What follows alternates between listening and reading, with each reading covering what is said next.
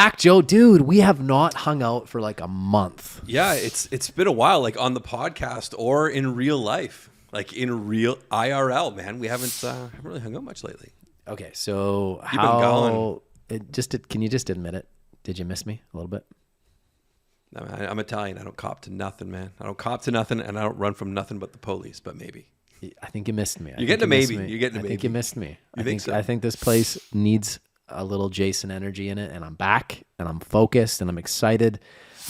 Listen, I want to talk a little bit about some of the things that I took away. So this podcast is going to be around mindset stuff that I learned last week. I had the pleasure of being at a Krista Mashore retreat. So I made a huge investment in coaching this year with Krista to help us learn marketing. So I'm doing her $1 Million a Month program. So shout out to you, Krista.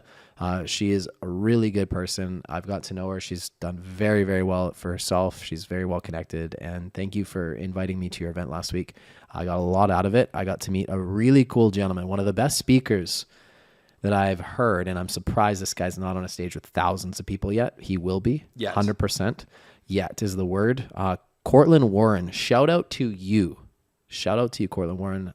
Him and I are going to be meeting once a week, doing some pace setting together. We have some big goals.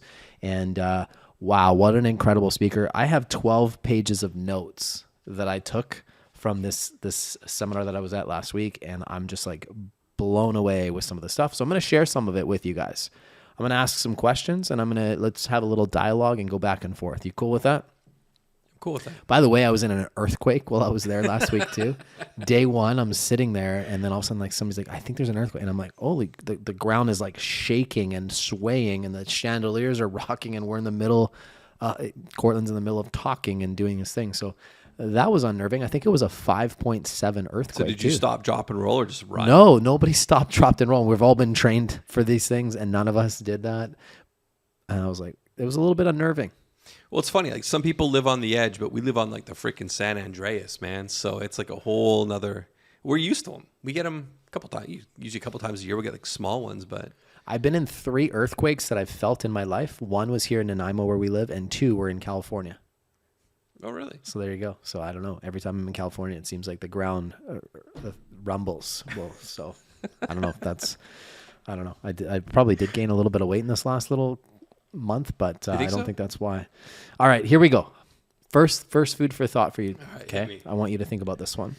The more addicted you are to immediate gratification, the further you are away from self-mastery. When you hear that, Joe, what comes to mind? First thing that comes to mind, to me, honestly, it's like shortcuts. A lot of people taking shortcuts to get those really quick wins where there's really no self-development, right? It's like somebody winning the lottery versus somebody being a self-made entrepreneur millionaire. Who appreciates it more? Who learns more? Who grows more in the end? And I mean, how many like lottery winners end up going bankrupt in the first like 5 years? So to me, this speaks to the value of being a master of your craft and knowing that like, you know, patience, skill is how you build an empire. So be addicted to that versus like those quick endorphin hits along the way.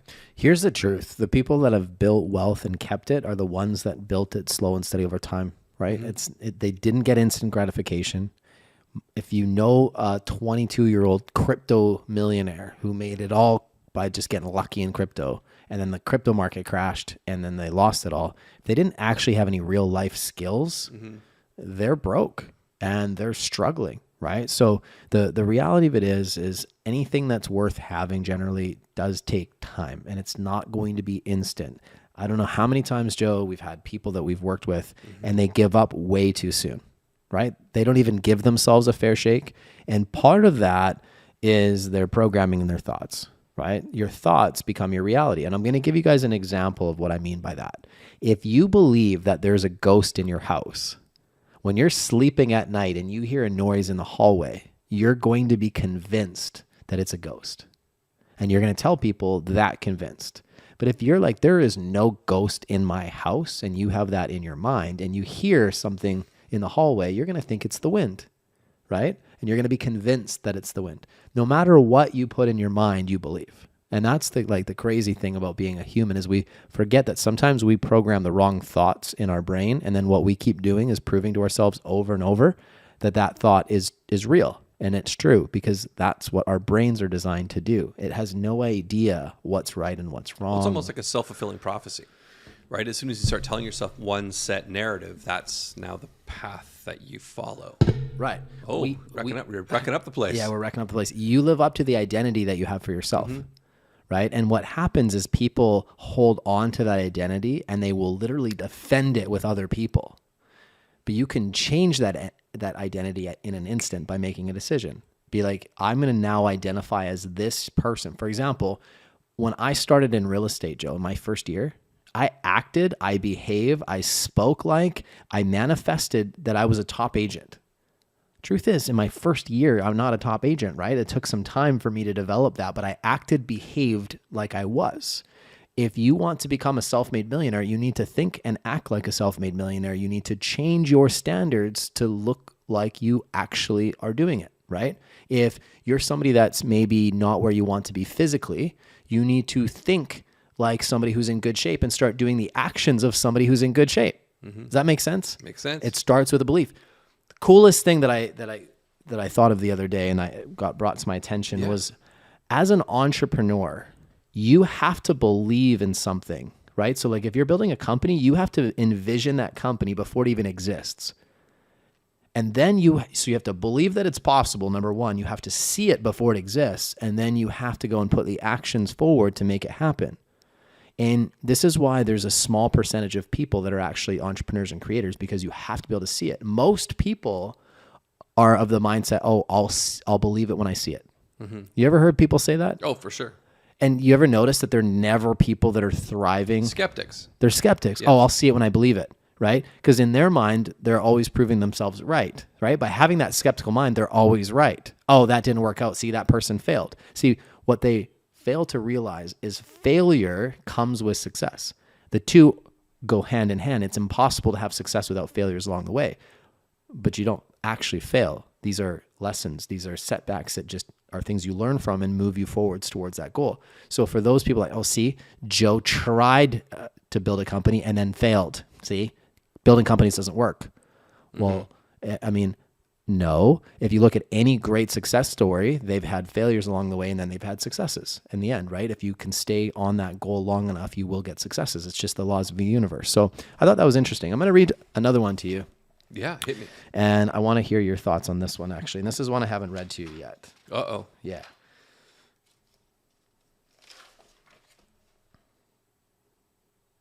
Oh, here we go.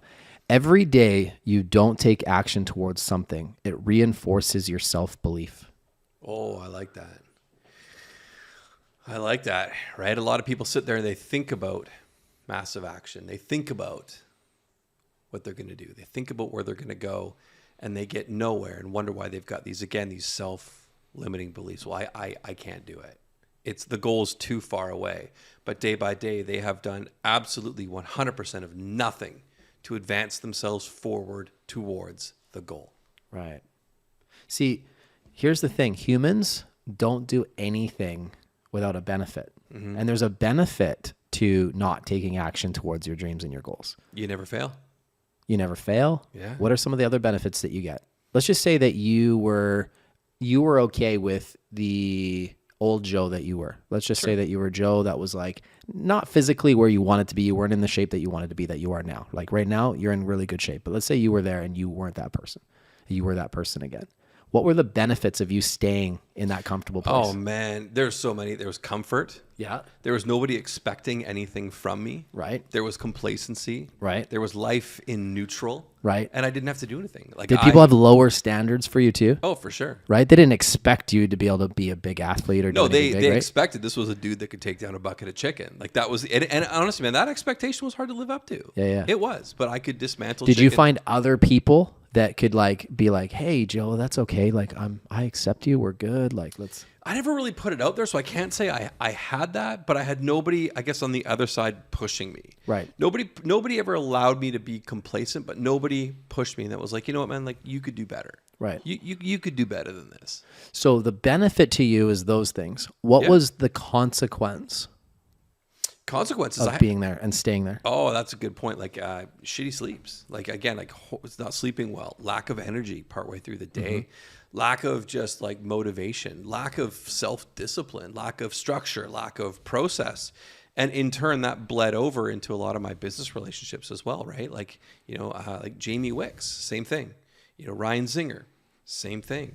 A lot of those guys like Sam Ennis and a lot of those guys that are our key business partners and good friends were there as well because there was nobody in the back of their brain. Let's stick with you though. Let's stick with you.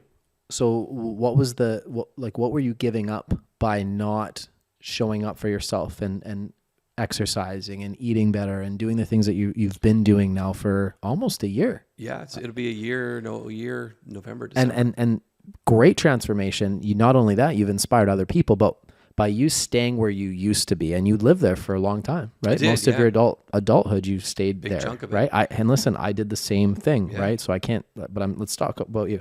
What were you giving up by staying in that zone? What were the things that you were giving up? I was giving up long-term health. Yeah. I think I was giving up a part of true happiness. Right. I was giving up on just, again, for lack of a better term, just energy. Right. Like there was so much wasted potential that I had so much energy I could have had during the day that I look back, I go, man, dragging my ass half the time. Like I could have been up there firing on all cylinders. Could have been inspired. I gave up on inspiring other people.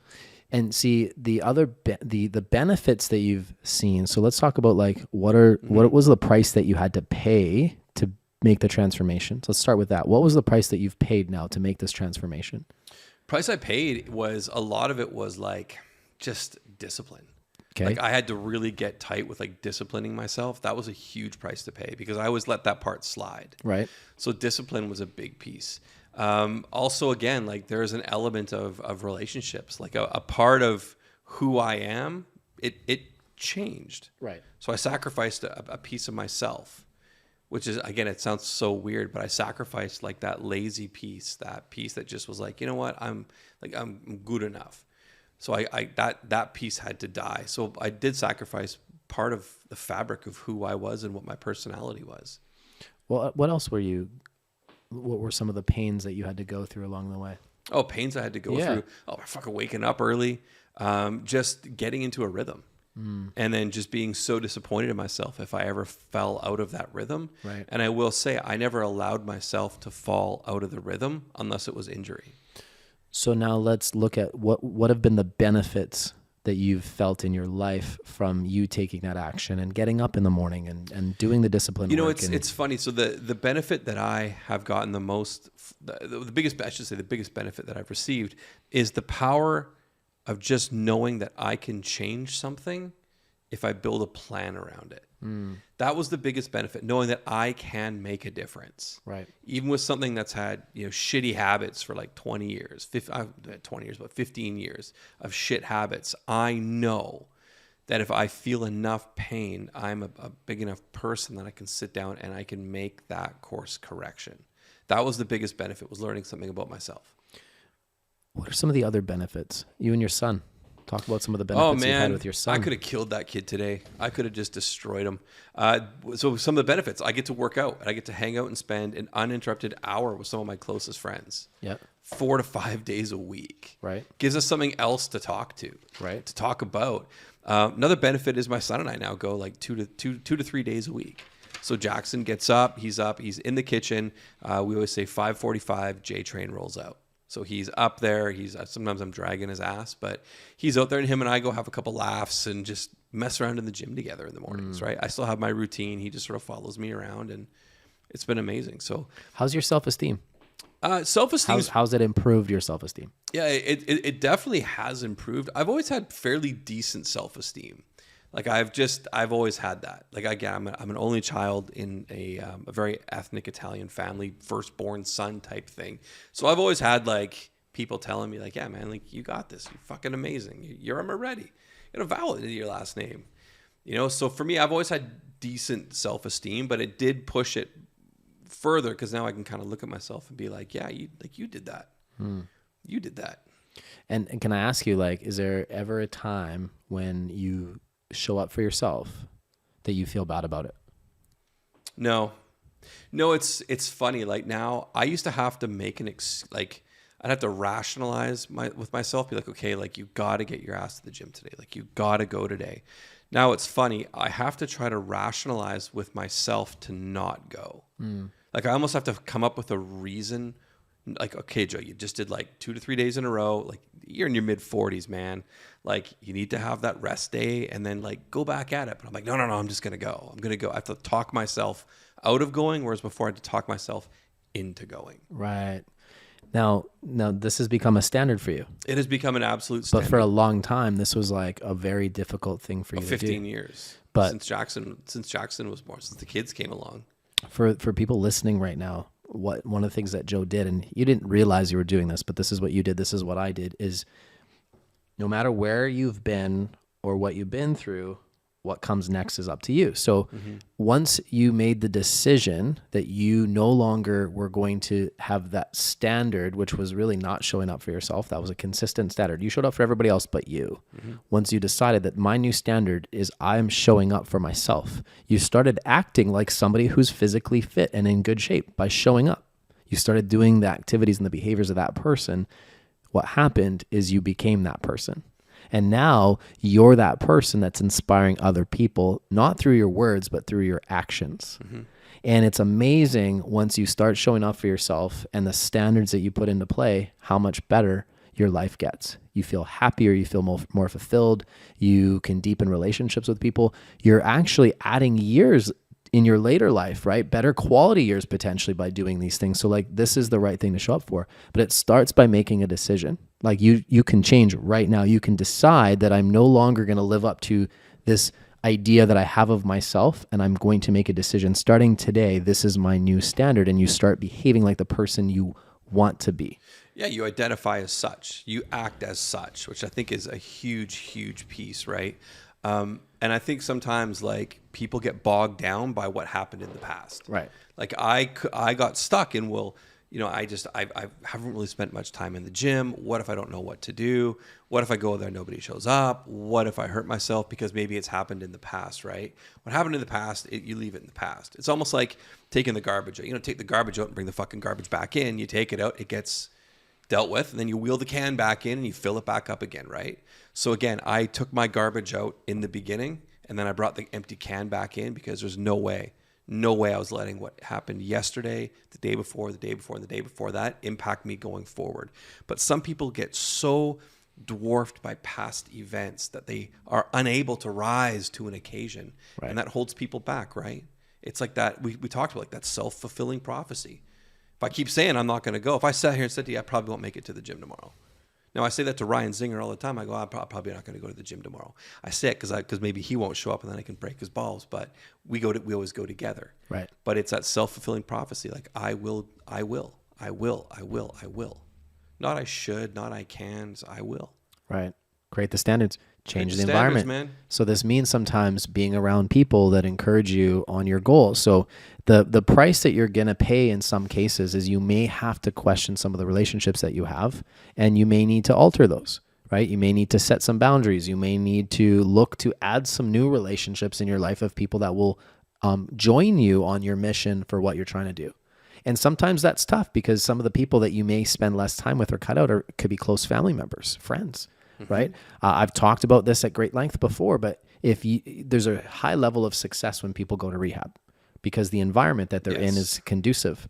The problem is the relapse rate goes up very high as soon as they leave rehab and they get back to the same environment that got them there in the first place. So if you're surrounded by people that are not embracing your sobriety or helping you with your goals, you need to question the group that you have around you, and you might need to make some changes. That doesn't mean you can't love them, but it means that you need to change the environment that you're in. Having a support system has been vital to your success and vital to mine. We have it not only in our fitness, but in our business, right? Everybody listening right now, if you don't have a tribe and a group of people around you that you can plug into that have common goals that can lift you up, find it. Mm-hmm. That's a key to success. You're 7 times more likely to effectively achieve a goal when you have a community behind you that supports you in that mission. That's a big takeaway from today. So I'm going to give you one more and then we'll wrap up this podcast. Wow. Okay. You're so prepared, man. Like, I love this. It's almost like look at you go. I can't believe how many notes you took. Like this, I can just see it on your face. Like this was so impactful. It was really impactful, and I need to unpack this all because there's so much here, and I think there's. And was it? It was Cortland. Cortland. You know, Warren. Cortland. I'm going to tell you right now. I actually have massive FOMO. I did not go to the California conference, as you know, but I'll tell you, I want to get all in on this. I mean, these are amazing. I wish you were the whole time I was sitting there. I was like, Joe needs to be here. I know. Joe needs to be here. Caitlin needs to be here. Paige needs to be here. Ryan needs to. Everybody should be here right now. This is like transformational stuff. But Cortland, what's it going to cost, man? Come up here. Now, here's something else. If I don't accept your label, I don't have to accept the limitations that come with it. There's a good food for thought. I like that. If I don't accept your label, I don't have to accept the limitations that come with it. How many times has somebody put a label on you and we just accept that label, or we create a label for ourselves and we just accept it and we don't even question it? Mm-hmm. I don't have to accept your label, right? Yeah. I believe that I can have financial abundance. I believe that I'm a leader. I believe that I make impact. I believe that I was put on this earth to change lives. I believe that in my core. And I've believed that for a long, long time. But until I align my thoughts and I like start behaving in a way that's congruent to being that person, I cannot be that person, right? You can't say, I can't do this and then do something. Right? The second you say, I can't, you've programmed your mind, and your mind will manifest that every single time. That's why the saying, if you think you can or you think you can't, you're right. Sims would not be here if I didn't manifest it in my mind and believe that it was possible. I believed it to be possible. And so by starting with that belief, I could create it. You had a dream. Everything. Look at every single great building that you ever see, every great business. Every single thing that you see in this world was created from an idea. Isn't that a powerful concept to think about? Once you get that, then you realize you have everything within you to manifest the life that you want. See, we were born with everything already built into us to have the best life possible. It's unfortunate the events that happen in our life can take us away from that because of how we choose to react on the things. I can't change what happened, but what I can do is I can change how I react going forward. And once you get that, you can change your life. I'll be honest with you. I went through the most traumatic thing in my life. I lost my mom a month and a half ago, right? It's a really difficult thing. But, and a lot of people are like, are you okay? Are you okay? Yeah, I'm in a really good place. And the reason I'm in a good place is because I have a lot of gratitude. I had almost 40 years on this planet with my mom. She gave me so much love. She taught me how to love people unconditionally. She taught me how to see the good in people, right? I had almost 40 years with her, which I'm so grateful for. I got to be there when she passed. She got the most beautiful death. If we're all going to die, she got to be there with myself, my father, my wife. My sister was on the phone. We were playing her music. We were holding her hand while she passed, right? I have an immense amount of gratitude for that woman. The memories that I have with her stay with me. I'll always think of her, and I'll always honor her. And how I can honor her is through moving forwards and being a leader and leaning into my superpowers and being the best person that I can. She leaves a legacy behind with her beautiful grandchildren, which she got to meet every single one of them, right? So I could sit and wallow and be like, oh, woe is me. But like, I choose not to. I choose to look at all the great things that I have and this amazing life and the things that I'm grateful for, and I need to make the most of it. And so I just choose to really keep an optimistic outlook. Now, have I cried? Of course. I've had, you saw me at my lowest point when I was saying goodbye to my mom at the funeral home, and you guys just showed up. I didn't expect you guys to, and you guys literally caught me at my lowest point. But I let that emotion out in that moment. I was able to feel good. I said what I needed to say for my mom, the things that I felt guilty for, like I didn't spend enough time with you. You know, if I could speak to my mom right now, I'd tell you. I'd tell her, I'd say, Mom, I'm sorry I didn't spend enough time with you, right? Like, that's real stuff. I'm saying I should have spent more time with you. I'm sorry I didn't pick up the phone and call you, right? But I got to say that to her, and I know she knows in my heart that she meant a lot to me. And I know she knows that that was me putting a defense mechanism, right? I'm crying right now. What the hell's going on? I'm telling you I'm good, okay, man. But it's all good. It's just like, but here's the thing. I'm not going to sit in this emotion right now, right? I'm going to feel this, and then I'm going to move forwards. And I challenge people to not be victims. Please don't stay in victimhood. You can change your thought process. Just like I'm doing right now. I mean, that was real. That was a real emotion that just came out of me. But like, I am so fortunate that I understand that I can control my thoughts, which can control my destiny and the future that I have. And I want to give you guys that power. And so going to this course, it gave me some tools. It gave me some things to help articulate what that looks like so that you can use that to program your thoughts.